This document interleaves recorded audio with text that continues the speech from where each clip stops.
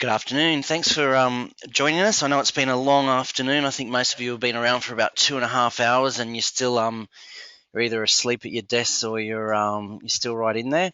My name is Johan. I'm an account manager here at Digistore. I'm doing this little presentation on live event IP broadcasting and sportscasting. The products we'll pretty much go over is a little bit of the Blackmagic stuff, a bit of the NewTek Tricaster and 3Play, a little bit of digital Rapids, and some Dejero as well. I don't know if what's been your favorite products this afternoon. I think that Snapstream product for me, I don't know if you guys know much about the media monitoring in the olden days, but to have something like that where you used to have a room full of people watching television, it's pretty amazing. Anyway, I'll go on with my section. So Blackmagic, these aren't brand new. I guess the Atom 4K Studio is brand new, but the Atom Studio and camera converters, they've been around for a little while, but they've got the new ones, and these are quite. I think Blackmagic have done something quite remarkable. Again, I guess where they've just added another piece to the workflow into their product range. So this is from the cameraman back to the studio. Over optic fiber, you're running SDI basically over the optic fiber, up to 28 miles. 28 miles for some people seems extreme, but for me, when you think of things like NASCAR and golf and even just a sports stadium, sometimes you need to run some pretty long SDI runs. So it's got tally and talkback. So for the price point that it's at, which is a few $1,000s, it's just ridiculous how cheap it is. I think out of NAB, I'm really impressed that these things are coming out. With the 4K, I'm a little bit skeptic. I think we've seen stereoscopic a couple of years ago. Even a few years before that, we saw HD. Now, I know we all work in it, and stereoscopic, there have been massive projects, but the reality is, day-to-day, most people I don't think, need these things. But the 6G SDI is still an amazing, advancement in technology. So I think the 3G, 6G SDI is just, really where the technology is at, not really the hype word 4K. So Blackmagic, they're still coming up with a few amazing things.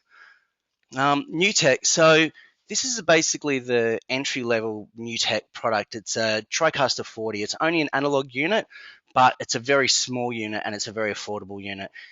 You could put this in a Pelican case and travel around the country with it, no problem, with a few SDI to analog converters or something like that. It's not a 3U unit with a RAID set in it that, is just a challenge to get, from one city to the other. This can, you'll get this on a plane. It's got all the mixing and titling things you'll get out of the big Tricasters. It's got virtual sets. It's, like I was saying, travel friendly.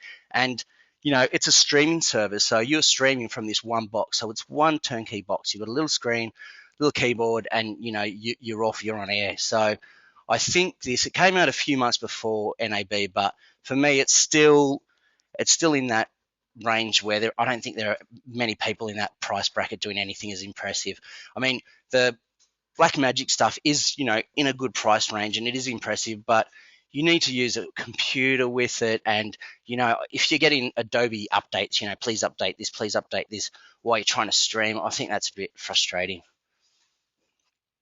Okay, NewTek's 3Play 480 is probably one of the new big boys that they've released. It's a replay device. It can record 8 channels of ISOs in full HD, 200 hours of HD. It's got the multi-speed playback and super slow-mo, which is quite an amazing thing. And the thing I like about it is, even if it's got the super slow-mo, it's got the multi-speed playback, but while you're playing back, you can actually cut between cameras. And I still think this is incredibly impressive at the price point this thing comes in at. So you've all watched a football game where, the guy's just about to score the try and somebody stands in front of it, or you can't see it from that camera. So they go to the replay. Then from that replay, you can't see it. So they need to cut across to another camera to see that angle. It works in so many sports, and, they've down pat it. It's, I think, the price point it's at, you'd be paying more than 2 to 3 times that much in any other product range. Social media integration, I guess that was something big from last NAB. This time, they've added it into the TriCaster, to the 3Play. So, the replay guy can, tweet something. Oh, I just saw this, or and Facebook and send it to all social media at the same time. Which, in this day and age, it's pretty cool to be able to do that pretty quickly. One of the other big things, which I don't know how well it exists in other products, but is I think is incredibly impressive, is being able to create the highlight package. So the replay guy is always replaying the highlights, and he can sit there and turn them into a playlist, so that when it comes down to the end of the game or even the halftime break, he can sit there and go, okay, well, bang, here are the top 5 highlights for the half, and you can cut to the commentators talking through that, which is great. It's fully professional to be able to do that thing out of a product like this. I think that's amazing. And the multi-view camera monitoring switching, I think I've already sort of mentioned that, but I still think it's an amazing product, and they've done really, really good things. The TriCaster, so I don't think they've really done that much with the TriCaster as far as features go for NAB, or nothing that really jumped up at me. But what they did do is, this is a product which is about 25 grand. So it was about 25 with the TriCaster and that control panel. And that was how you bought it. And now they've released it as basically a 12 grand ink, or 12.5 grand ink version. So it's full HD, it's 4 cameras, they're full ISO. You've got the virtual sets, the switching, everything. It's a fully blown TriCaster, right? It's a fully blown production suite, and it's basically 12 grand, which is ridiculous when you think about what you're getting. I think that's an amazing price point for what it is. It ends at the end of June, so they're obviously trying to push as many out before the end of their half. This is a little diagram I sort of show probably every year in some variation or of another, just to give people who haven't seen it or haven't shown any real interest in it what the workflow sort of looks like. So you've got your field cameras. You can stream from the TriCaster. So I know I mentioned with the TriCaster 40 you can stream, but the TriCaster 455 you can stream from as well, right? So you're going straight to the web. You take an SDI feed out to go to broadcast. You can send another signal out to go to some external storage to record it. It's going to record internally what you're feeding out anyway if you ask it to, and it can talk to a 3Play as well, so you'll have a replay device hooked up to it as well. So between those two operators, a 3Play and a TriCaster, as far as sportscasting goes now, I can't see what you can't do, and I'd be up for people to come and tell me, well, it can't do this and it can't do that, because and those things it can't do, do we need them, right? Anyway, so this is something new we found. We don't actually sell this, but we kind of love it, right? Because all the TriCaster users out there, they know that there's been virtual sets in the TriCaster, but do I have to get a creative to come in and build it? Do we have to create our studio in a special way? What do we do to get these things running? And it seems like a bit of a challenge. These guys at virtualsets.com have been building virtual sets for television companies all around the world. So what they've done is they've built up a library of virtual sets and a whole bunch of varieties, which they can now change, make variations on quite easy. So, if and I've got to admit, there are people out there who have TriCasters and use them in studios but don't use virtual sets either. So I think if you've got a TriCaster, or if you're looking at it and you're in that studio kind of space, it's worth having a look at these virtual sets guys as well. Again, like I said, we don't sell them, but we just think they're such a great add-on to the product that you're selling yourself short if you own one and you're not sort of in there with looking at those virtual sets. Okay, Dejero. They've had some big wins over the year, and for people who might be listening and don't know what it is, it's basically using 4G, 3G technology to transmit SDI signals back to a studio. It'll split the signal up amongst those 4 SIM cards, or it can use Ethernet or Wi-Fi, basically to stream back to a studio and then turn that into a SDI signal, and there you've got your something what a satellite truck or a link truck was doing previously. They've had some really big wins over the last year, the Dejero guys. So during the Olympics, they built in the Olympic Park, they built this massive 40 megabit Wi-Fi network. So that the guys who owned Gero units from around the world were wandering around the village, and they were able to shoot. And it didn't matter how many people had cell phones and whatever. These guys were shooting live. Interviewing from anywhere across the globe, which I think set them sort of a little bit above their competitors who were there with trucks, only being able to transmit from certain spots or from balconies that they'd set up prior to the Olympics. Did the same thing in Rome for when the Pope quit and had to get voted for, or whatever you call it. Somebody probably knows what it is. They set up a balcony with a Wi-Fi zone, so all the guys could use that. And at the price point, someone was telling me what the price points were to get a satellite link up and a fixed spot with a view, and it's like 10% of the price, right? And I was blown away by how much people getting charged to do that sort of thing. So it's really, technology is coming up in leaps and bounds. And in Korea, North Korea, South Korea, we had a crew, actually Australian, go over there, and Korea's got an incredible 4G network. So the Gero, we were able to use a MiFi with a 4G SIM in it, and basically go anywhere around the country and transmit live to Australia in, mind you, it was SD, but I mean that's all broadcasters are broadcasting anyway.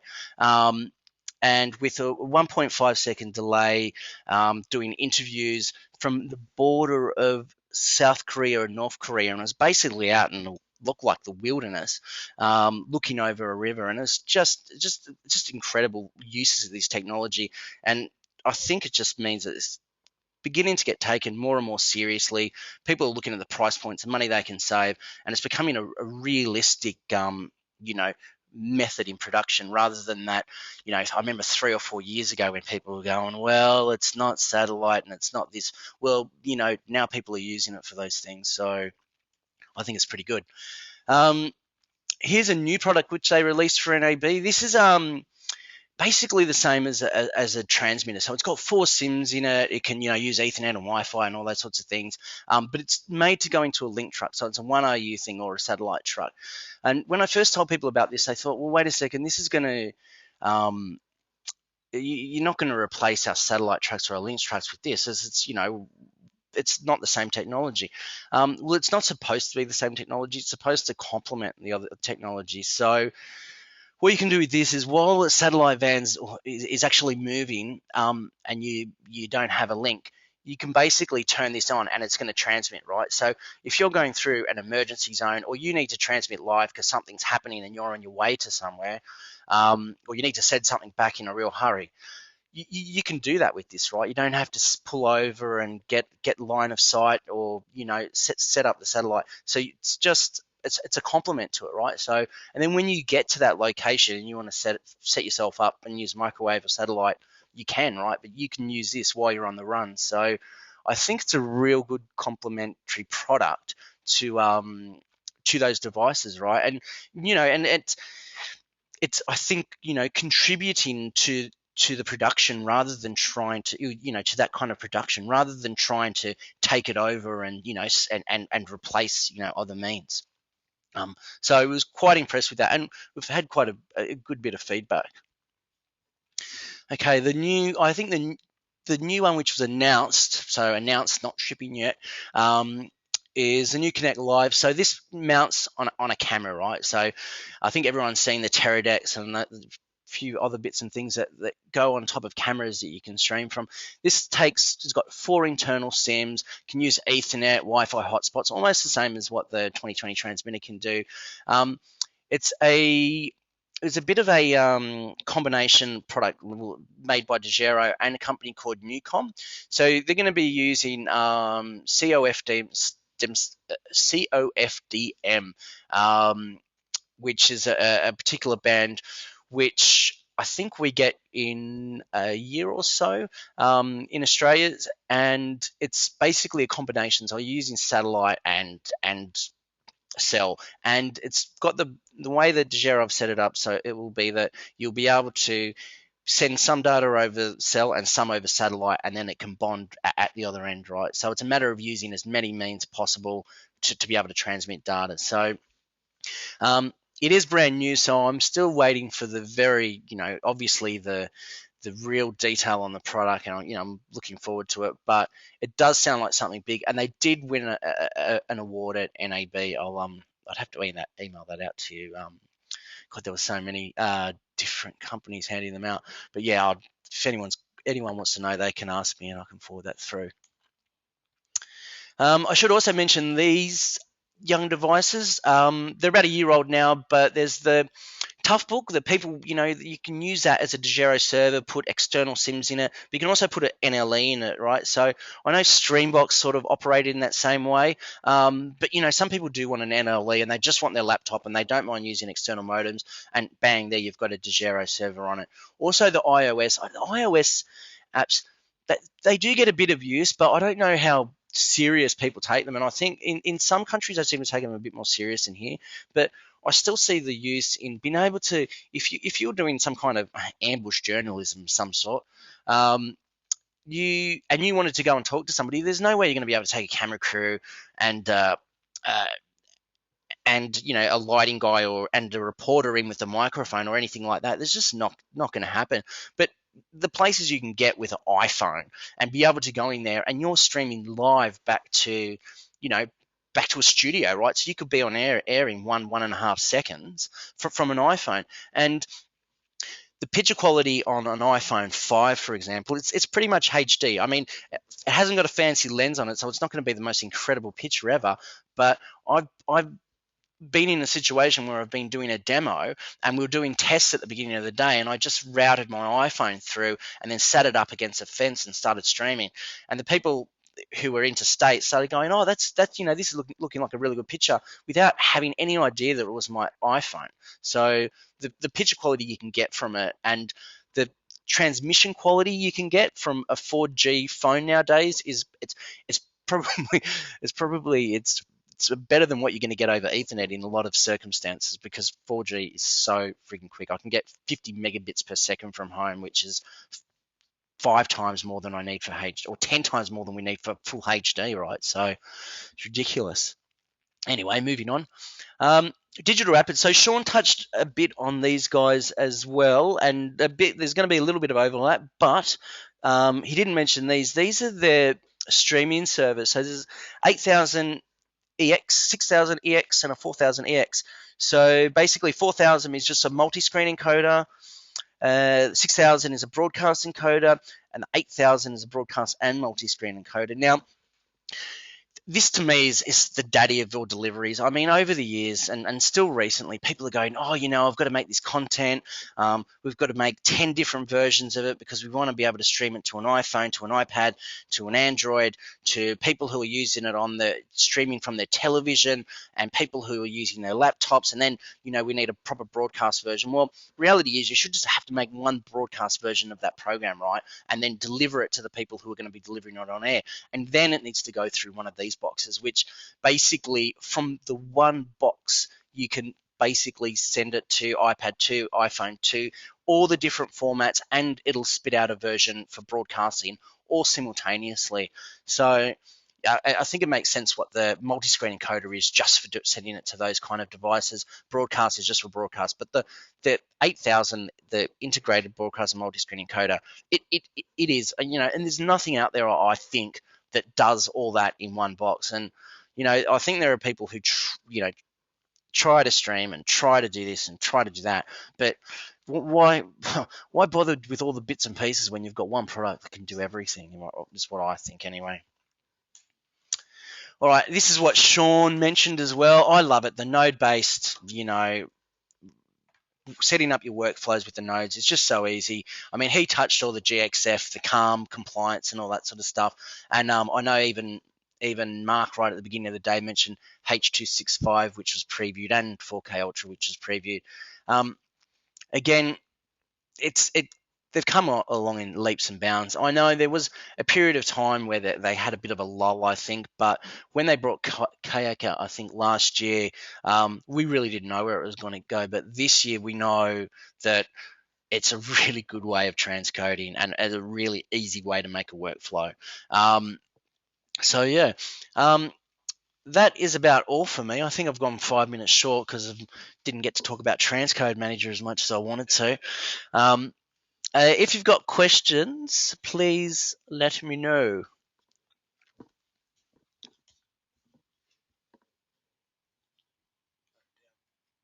They come in the bottom.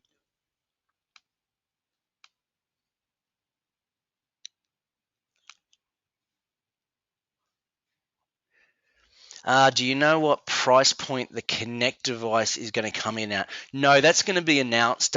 Because it's a tricky one because it's using different types of satellite technology. It's two different vendors. They've got the technology working, but there's always that business, the business case to be made, and it's going to be a premium product as well, right? So I wish I could give you an answer at the moment. I want to know as well. But hopefully we'll hear something. I'm hoping to hear that sort of information by IBC. And is there anyone else?